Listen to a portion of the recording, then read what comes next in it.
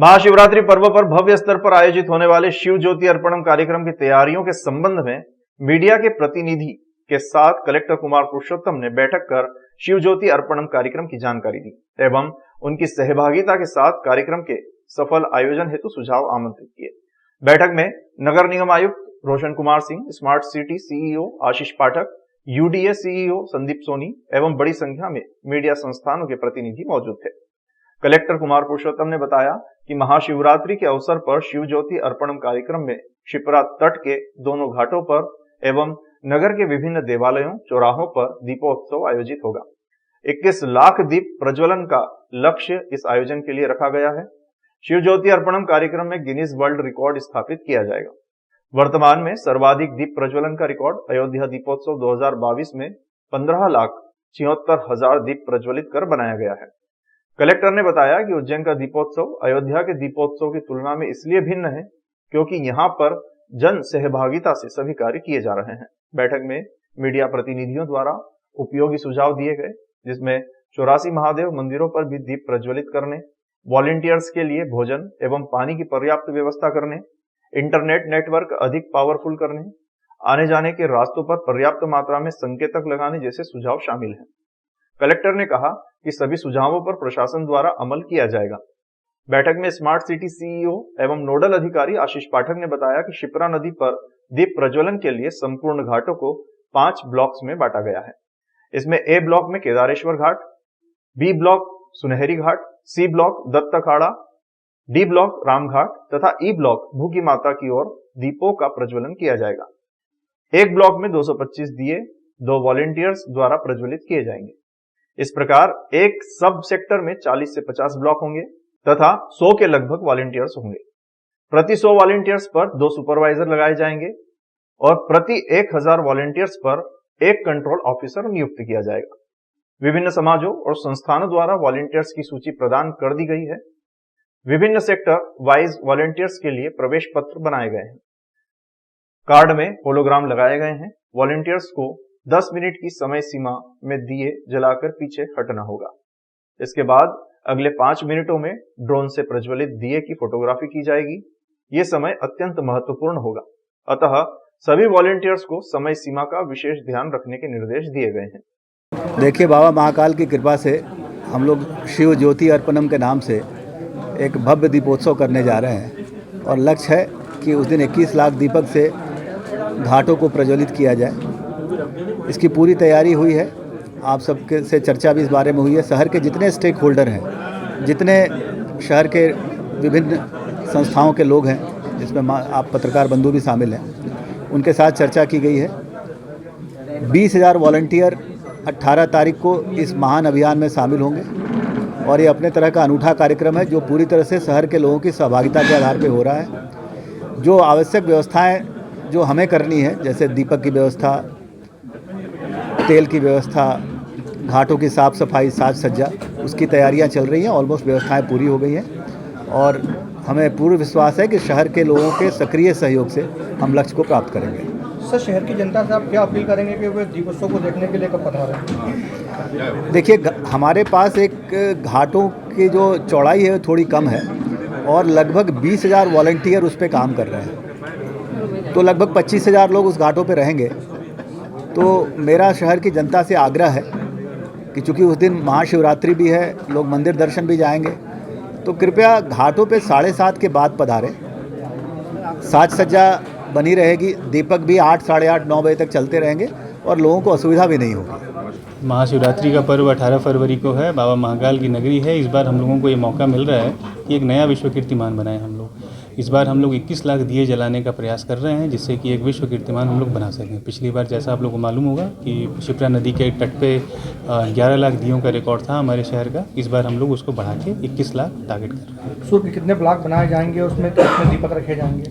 जो ब्लॉक की संख्या है वो तकरीबन 8,000 ब्लॉक्स बनेंगे हमारे और एक ब्लॉक में 225 दीपक लगते हैं।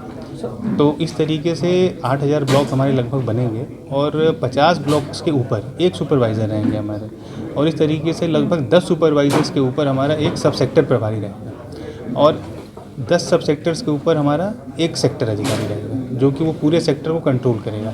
एक सेक्टर से हमारा आशय है एक घाट का 6 घाट हमारे हैं, जैसा आप लोगों ने भी प्रेजेंटेशन में देखा भी होगा। एक घाट हमारा वो है केदारेश्वर घाट, उसके सामने सुदैनी घाट हो गया, दत्त अखाड़ा हो गया, उसके सामने राम घाट हो गया। इस बार उन लोगों ने भूखी माता का स्टेज ऐड किया है, भूखी माता के सामने हमारा नरसिंह घाट हो गया।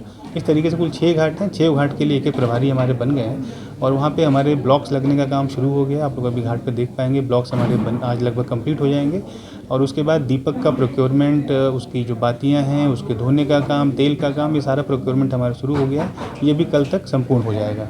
केंद्रीय मंत्री ज्योतिरादित्य सिंधिया की पत्नी और बेटे ने किए बाबा महाकाल के दर्शन। सिंधिया राजघराने की निभाई परंपरा। उज्जैन के विश्व प्रसिद्ध महाकालेश्वर मंदिर में शिव नवरात्रि उत्सव मनाया जा रहा है। यहाँ महाशिवरात्रि के 9 दिन पहले भगवान महाकाल का अलग अलग रूपों में श्रृंगार होता है। दूल्हे के रूप में बाबा महाकाल को सजाया जाता है। यहाँ सिंधिया राजघराने की परंपरा निभाई जा रही है। इसी परंपरा के तहत मंगलवार को केंद्रीय मंत्री ज्योतिरादित्य सिंधिया की पत्नी प्रियदर्शनी राजे सिंधिया और बेटा महाआर्यमन सिंधिया महाकाल मंदिर पहुंचे। यहाँ उन्होंने गर्भगृह द्वार से बाबा महाकाल का पूजन व अभिषेक किया। शिव नवरात्रि के उपलक्ष्य में विशेष पूजा के कारण गर्भगृह में प्रवेश बंद था। इस कारण गर्भगृह के द्वार से पूजा की गई। नंदीहाल में बैठकर शिव आराधना की गई। यहाँ पूजन अभिषेक करवाने वाले पुजारी आशीष गुरु ने जानकारी देते हुए बताया कि यहाँ सिंधिया स्टेट की परंपरा का निर्वहन किया गया है।